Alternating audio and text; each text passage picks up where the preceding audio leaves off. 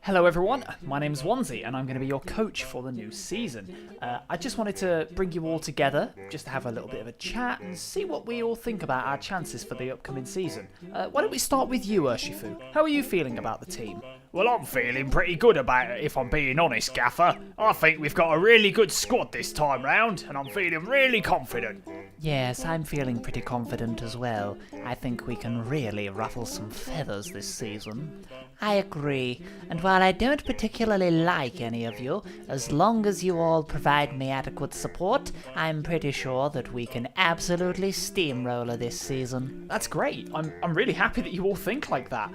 What about you, Swampert? How are you feeling about the upcoming season? Da da da da da da da.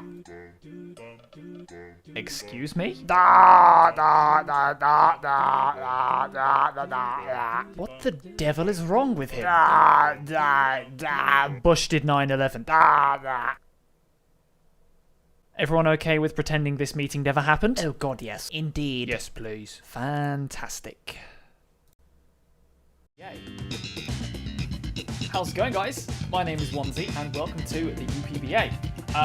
Yeah, this is actually week 2, not week 1, so this will be the first upload you see with me on this, because unfortunately by week 1 game we had some connection issues, and we just decided the best way to deal with it was to reschedule and do it again. But yes, this is a Wi-Fi draft league, and now we're up against a pretty scary team.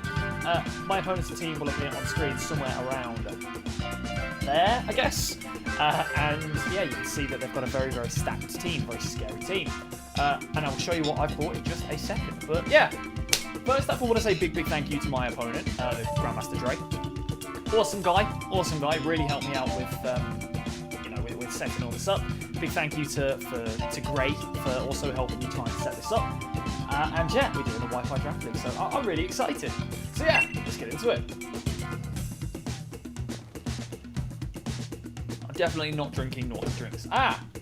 So, you can see that they have brought the Melmetal, they have brought the Clefairy, and I will show you my draft right now, which will appear on the right-hand side of the screen, but I have a Urshifu single strike on this draft, so I assumed they were going to try and bring the Clefairy that they had on their draft in order to try and beat it, so I decided, nah, we ain't doing that. They've also got a Nidoqueen. So I think the best mon for me to lead with is actually going to be Glamour, my Swampert. Yeah, I think we'll do that. No, what we will do... I appear to have broken my input. Hang on a second. Oh no, we're back. I'm actually going to leave with you, with Mothra. Because Mothra is choice specs, because where is your fire resist? Your fire resist is a cloister. So this should be cool. So I think that's the team we're going to do. We're going to lead with Mothra. Oh wait, their fire resist is a Dramper. Oops! Well, if they lead with the Dramper, I get to click U-turn and go out into Wigglytuff, so that works. Man, I've missed doing draft leagues.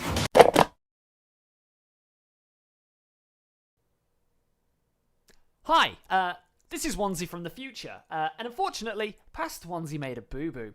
He's not quite used to this Wi-Fi draft malarkey, so he kind of messed up his audio, and now I'm the one that has to deal with that problem.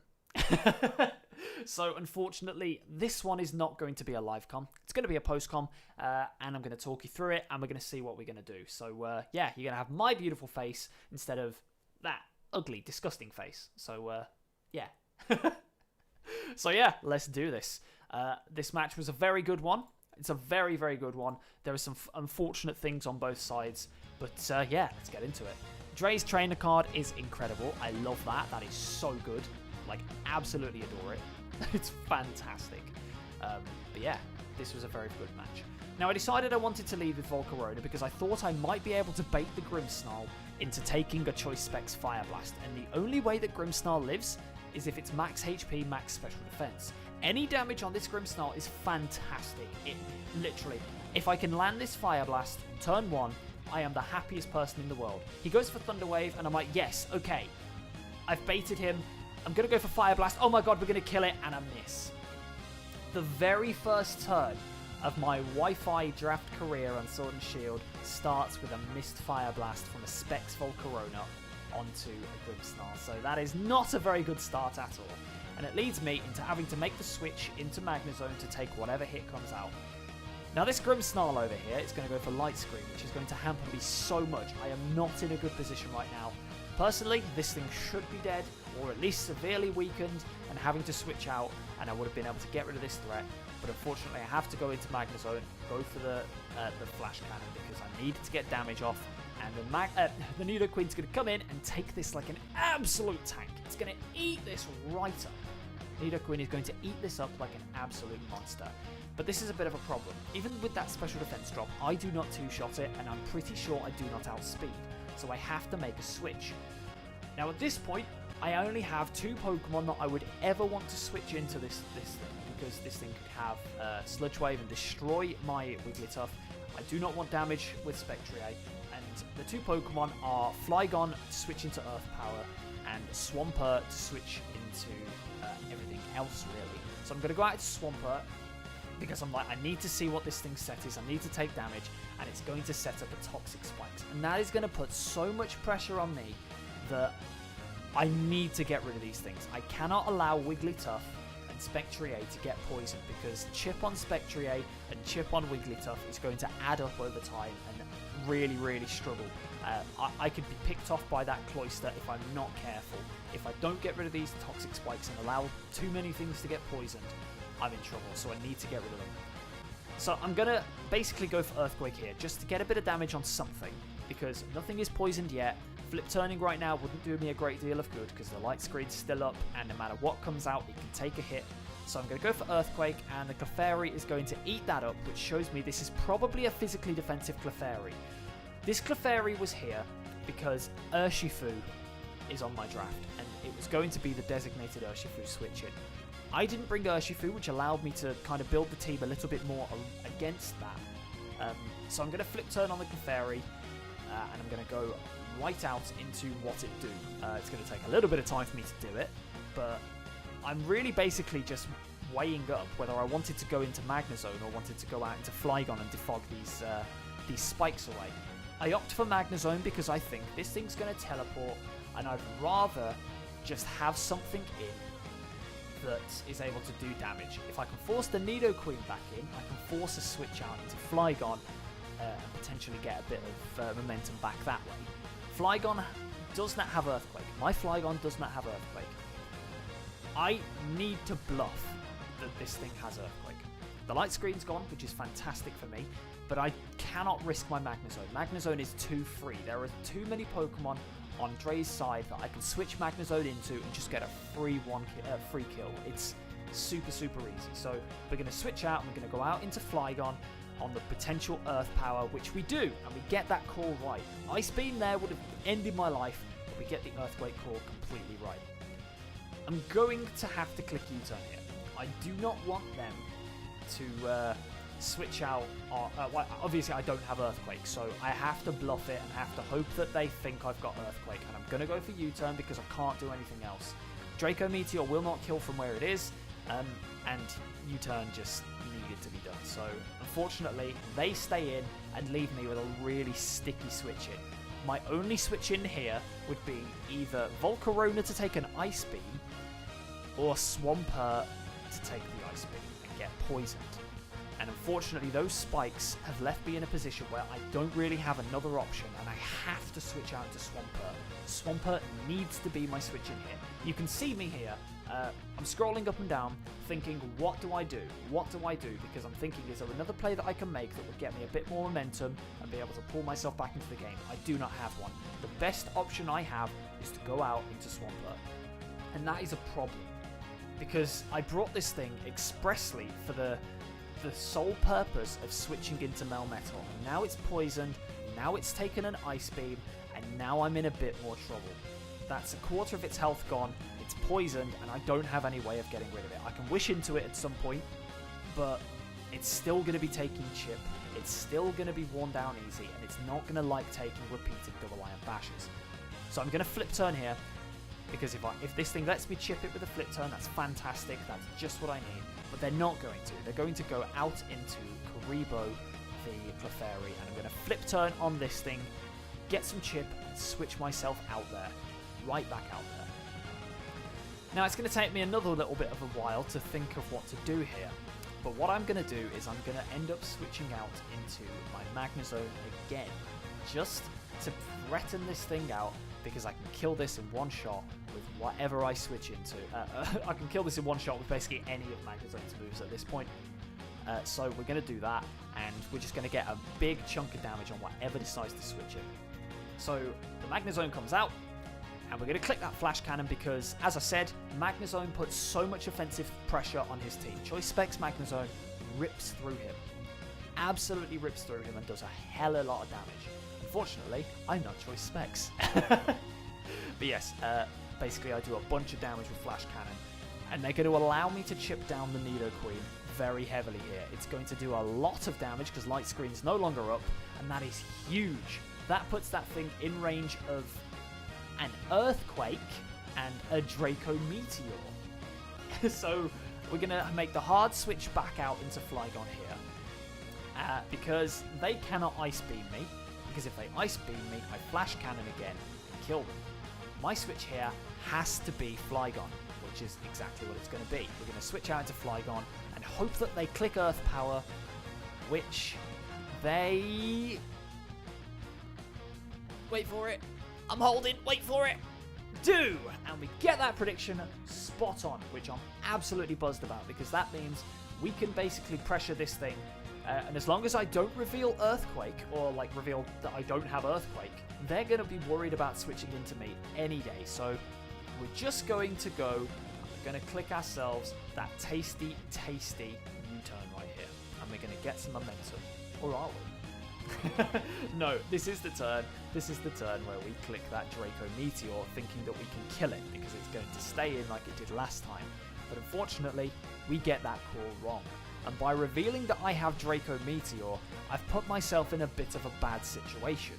Because if I have Draco Meteor, I might not have Earthquake, or I might have like Earth Power or something instead, which means that that Nidoqueen is going to be more convinced to stay in on me. It's not going to be threatened by me as much. So that's a bit bad. But we are going to take this opportunity to go for the defog to get rid of those spikes so that Wigglytuff cannot get poisoned. Because if Wigglytuff gets poisoned, that's really poor. And I'm actually going to click defog a second time on this thing because I do not want, in any way, shape or form, to let this thing teleport on my Magnezone switching. I do defog, so this thing has to teleport on Flygon. They're not going to want to go back into Nidoqueen on my Flygon because I might have Earth Power. I could Draco Meteor them. I could do any number of things. So I don't think they're bringing in the Nidoqueen, and I do not want that thing to come in full stop. So yeah, I defog as they teleport away from me. And I'm like, okay, this will show me what their answer to this is. And they go out into El Cucuy, who is going to basically be a bit of a pain. He should not be here. He should have died turn 1. But unfortunately, he's still on the field. And I think it's going to attack this turn because it's revealed Thunder Wave, it's revealed Light Screen, and unfortunately, it goes for Light Screen again here, which is a problem. I click U-turn, get a little bit of chip on this, which is always going to be nice on a Grimmsnarl because that thing is just a problem child. Especially considering its role in this game is basically to stop my Spectrier from doing anything. Honestly, at this point, if Grimmsnarl goes down, it opens up the door for a Dark Pulse sweep so easily. So easily. So I'm going to go out into Wigglytuff right here. And I reveal that this thing is actually leftovers, so it's not Light Clay, which means, what is its set?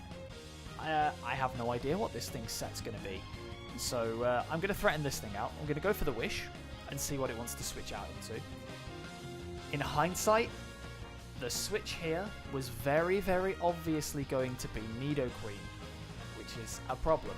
But it actually Thunder Waves me, and it misses, which in reality is not a big deal, because if Wigglytuff gets paralyzed, there is no benefit to the opponent, because everything on the opponent's team already outspeeds me, except for Melmetal, who I can't touch. So it literally made no difference there, that Thunder Wave missing. I go for a Wish, and I'm going to try and pass it into Swampert, thinking that they'll attack me, but my opponent makes a very nice read here and goes right for the Power Whip, clonking me in the face and taking out my Swampert.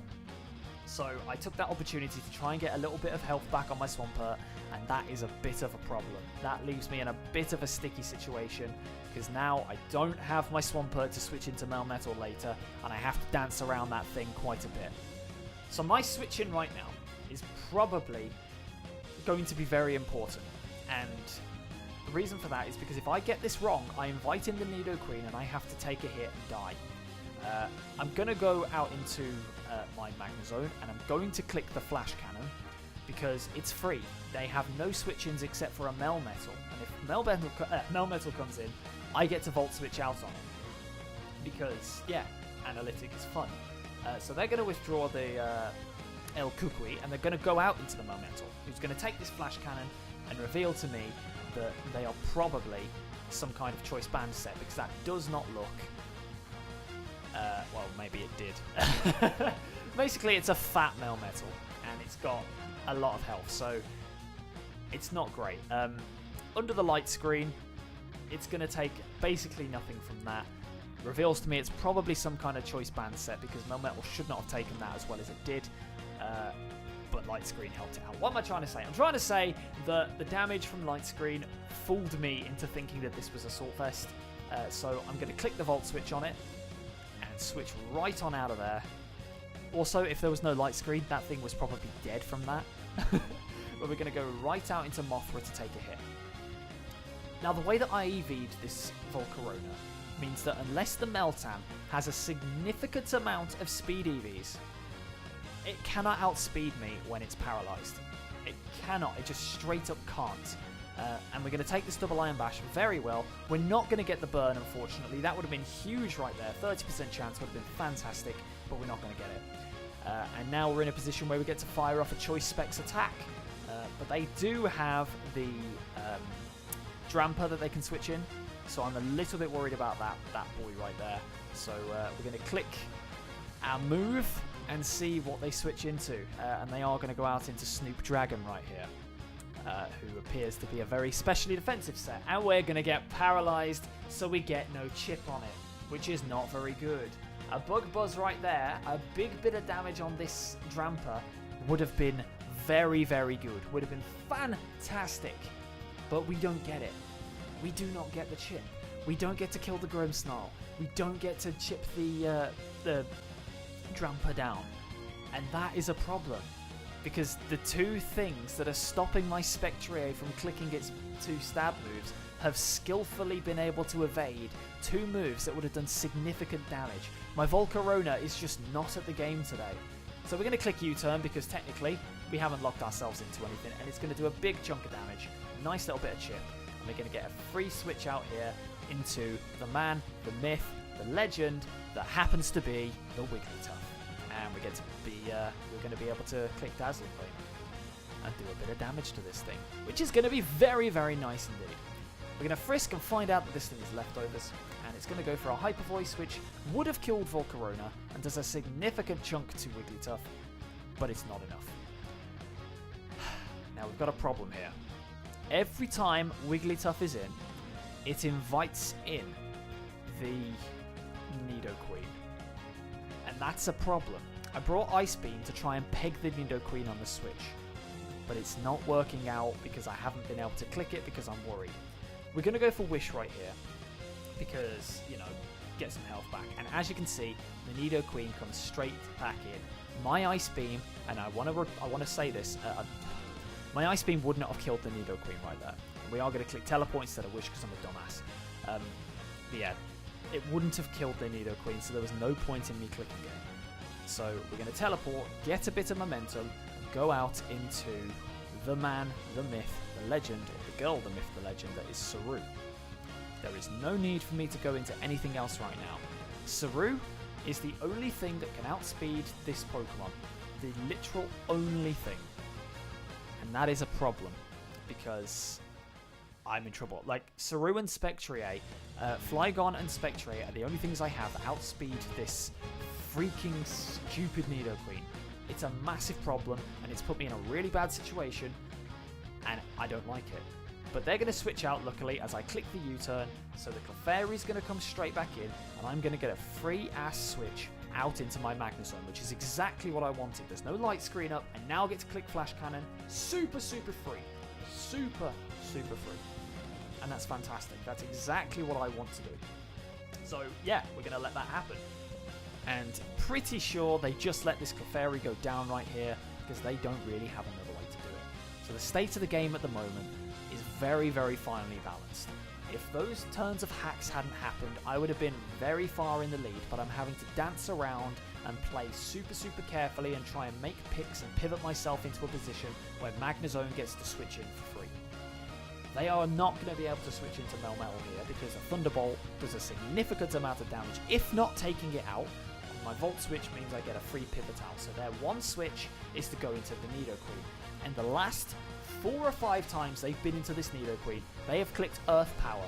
So I'm going to make the ballsy prediction and stay in and click Flash Cannon, because if they go for Ice Beam, I kill this thing, and they do. Your boy has still got it. This thing hits me with an Ice Beam, and I take it out with a Flash Cannon, and that is huge. That opens the door and really, really helps me out, because now I've just taken out 2 of the biggest threats, the things that were stopping me. They've got no Wish Passer now, they can't pivot around with Clefairy, they can't use Clefairy to switch into my physical threat, my Flygon, and that is massive, and I'm really, really happy about that. That was a big weight off my shoulders when I got that prediction right. If I'd have messed that up, it would have been game right there, and I just would have lost. But I got it right. I put I went all in. And it worked out for me.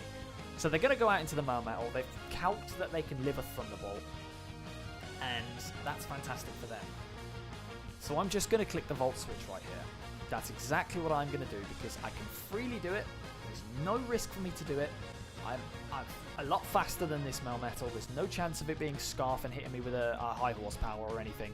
It's fantastic. So I get to click the Volt Switch, and it's amazing. I get more chip on this Melmetal, which is incredible. Chip on that thing is huge, because that thing cannot switch in and threaten me later if it's weakened. But unfortunately here, I do have to make a sacrifice, and I do have to get rid of something. And the only thing I have left on my team that I am willing to get rid of is the Volcarona. I would have loved to have been able to have this thing around to hit something later, but it doesn't outspeed anything left except for the Melmetal, which is already chipped. So I'm eventually going to pick my Volcarona to get rid of. And I very, very much... Oh, no, I'm not. That's later on. Ignore me. I'm going to switch into Saru. As they go for Earthquake. Apologies, I completely messed that up. I am very rusty. So yeah, I'm going to switch into Flygon on another Earthquake, and I'm going to threaten this thing out, and I'm going to go for Draco Meteor here. Thinking that I can scare them out, I'm going to go for a Draco, because I'm pretty sure it does a bunch of damage to this thing, but we miss. And that does not seem like it's very relevant at the moment, but it really is. And they get a min-max roll on my Flygon and take me out in one shot.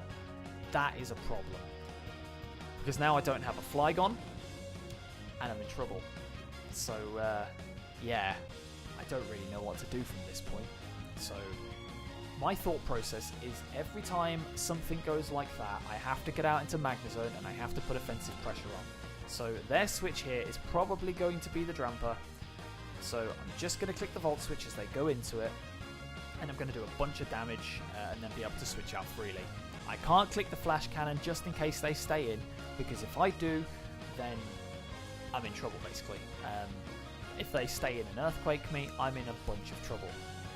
Also, that revealed to me that this thing is not choiced in any way, which is, again, another problem, because now it can freely switch up moves on me, and I'm forced to click electric moves. So we're going to go for Thunderbolt, actually. As they're going to withdraw, they're going to go out into the Drampa, And they're going to take the hit really, really nicely. Even though it's analytic boosted, this still does a bunch. This takes it super, super well. Like, that does nothing. And we do get a lucky 10% paralysis, but Drampa is the slowest thing on the field anyway, so it literally does not make any difference whatsoever. That paralysis right there literally makes no difference. Like, I wish it made a difference, but it doesn't. So I'm going to Volt Switch here, which is really, really nice. And we're going to get a free switch out into my one thing that can take this on quite effectively, my Wigglytuff, who can just Dazzling Gleam this thing into oblivion. And that's going to be pretty nice, actually. So Wigglytuff is going to come right out here. And that's nice. That's very, very nice. So the plan here at this point is basically to try and 1v1 this thing and hit it as much as I can. It's going to Shadow Ball, which I was expecting Flamethrower in all honesty, or Fire Blast, but they brought Shadow Ball for some reason. I'm not sure why. Maybe for Spectrier. Maybe they just didn't want it substitute setting up on me, on it. And I think that was a big thought process. So yeah, I'm going to teleport out now, thinking that they're not going to want to stay in, but they actually stay in and roost. And I'm like, okay, what do I do now then? What is my choice? What options do I have? And this puts me in a bit of a predicament because, as I said, I do not really have anything else that wants to take hits from this thing. So my only option really is to go out into Volcarona, click U-turn, and go right back out into Wigglytuff. So that's a problem. Also, Volcarona, you've really let me down this match. You should have taken out two massive threats, or at least chunked them really, really significantly, but you haven't. So we're going to click U-turn here. It's going to do a nice little bit of chip. I'm predicting a Hyper Voice to come out now, so we're going to go right back out into Wigglytuff, who's going to take it very, very nicely. Yeah, I'm playing a little bit of catch-up here. Also, let me know how my post-com skills are, because it's been a really long time since I've done one of these, and I forgot how draining and taxing they can be. And they are actually going to get paralyzed there, but it really doesn't make a difference in the grand scheme of things, because I still would have been able to take it out with two Dazzling Gleams, and they wouldn't have been able to kill me with two Hyper Voices. So either way, that thing would have got chipped down. That paralysis really didn't make any difference in that scenario at all. Like, literally nothing. So I wish it made more of a difference, but it doesn't. So my Dazzling Gleams are still going to chunk it really heavily, and that's all I'm going for here. As you can see, it doesn't even do half, so I would have lived 2 even if it had hit me with a move there, and that's pretty damn nice if I do say so myself. I think that Wigglytuff is winning this encounter, and if I can chip this thing down, I can then try and do things with Spectrier. All I have at this point to win is I need to try and chip the opponent and chunk them through and try and win with my Magnezone. Magnezone has become my win condition. I have to just let Magnezone do what Magnezone does. So we're going to go for Wish here. And the problem that I've got now is the Cloyster that just came in. I do not know if it's Focus Sashed. I know that I can outspeed this thing with Spectrier. I know that Spectrier outspeeds this thing at +2. But I don't know what this thing's item is. I don't know if it's Focus Sash. I don't know if it's White Herb. I don't know what it is. So I'm going to go for Dazzling Gleam here just to get rid of any potential Focus Sash that's happening, so I can revenge it with Spectrier afterwards. So we're going to go into, we're going to go for the Dazzling Gleam here, and it's going to Shell Smash, and that's a problem. That's a big problem, I must say. But also, I didn't know what this thing's actual set was. Like, I had no idea if it was going to, I didn't know if it was Jolly. As you can see, I didn't bring fully max speed Spectrier because I didn't think I needed it. I can have a look at the stats later, but I didn't bring fully max speed Spectrier, so there was still a chance that this thing could outspeed and kill me. And I did not want that. So we're going to sacrifice Mothra here to the Icicle Spear, or to the Liquidation, or whatever move it uses. I can't remember. Icicle Spear right there. And as you can see, 2 Icicle Spears is enough to take me down. And Now we're going to go out into Magnezone, because I know Magnezone can take a hit from this thing. 100%. In an ideal world, I should have gone out into Spectrier here, and you can see me having a look going to click there, and you can really see what I'm doing. But I actually click on the Magnezone because I know I can take a hit, and I know that I'm fine. All I need to do is not get flinched if this thing is King's Rock, and I'm fine. Otherwise, you know, I win the game basically, because at that point, the chip from the Icicle Spear isn't going to be enough to, you know, let Grimmsnarl kill me. So it's going to go for Icicle Spear. I click an attack, any attack, I don't care, it's going to die. It goes for Icicle Spear, and it gets the 5 hits as usual, because Skill Link is a really stupid ability. And as you can see, this thing is white. It is King's Rock. And that moment right there completely ruined this game for me. I then go on tilt. I don't make ideal plays. And I basically completely implode. The right thing to do here would have been to go into Wigglytuff and sacrifice Wigglytuff. Because I've already chipped down the Drampa, I should have saved my Magnezone here. I made a bad play. I made 2 successive bad plays on the Cloyster. They should have worked out if I hadn't got haxed with that Icicle Spear, but unfortunately, I made a bad play. I can blame hacks all I want, and there was still hacks, but I'd played really well to get myself back into this game. Really, really well. And unfortunately, I blundered. And unfortunately, that is the end, because as you can see, my Spectrier is going to come out and is going to actually outspeed this thing at +2 and kill it with a Dark Pulse. So I could have salvaged it after the flinch. I feel like I could have still salvaged it after the flinch, because Magnezone would have been able to kill everything that was left, but I went on tilt and didn't think and didn't notice. Magnezone would have won me this game if I had just thought a bit harder. But I really ruined it. I ruined it, and I made a bad play. So unfortunately, as you can really see, this game is over now, because I now have no way of defeating this Grimmsnarl. Bear in mind, this Grimmsnarl should have gone down turn 1. It should have been killed turn 1 from that Specs Fire Blast. But I should have maneuvered myself into a better position, and unfortunately I didn't. And that has cost me, because now my only play is to go out into Wigglytuff right here and sacrifice it to, well, whatever this thing wants to do. It's actually going to go for Thunder Wave, which isn't going to make any difference. And it is going to land it, but as I said, that doesn't make any difference. The only reason it was going for Thunder Wave there was just in case I decided to substitute or go for Will-O-Wisp or something, because I still hadn't revealed my Spectrier set. I've just revealed that I've got Dark Pulse.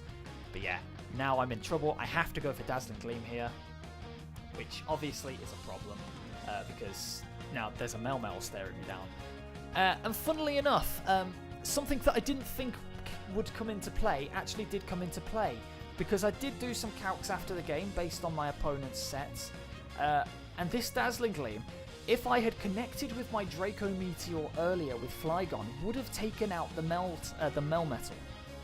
And that might have allowed me to make some sort of a comeback and try and 1v1 the 2 remaining Pokemon.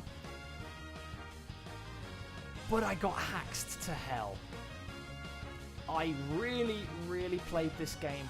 I played this game wrong, but I did not help myself, basically. The hacks ruined this game for me and put me on tilt. And I struggled because of it. So, unfortunately, as you can see, I'm now going to have to go out into Spectrier. I am going to be able to take out the Melmetal. I am going to be able to take it out with a Mud Shot. But my only hope is somehow that this Grimmsnarl does not have a Dark move, which obviously it is going to have a Dark move, because why would you run Grimmsnarl without a Dark move? It's a monster. It hits really hard. So yeah, Spectrier now has the unenviable task of trying to 1v1 a Grimmsnarl. Even with +1, it's not going to happen.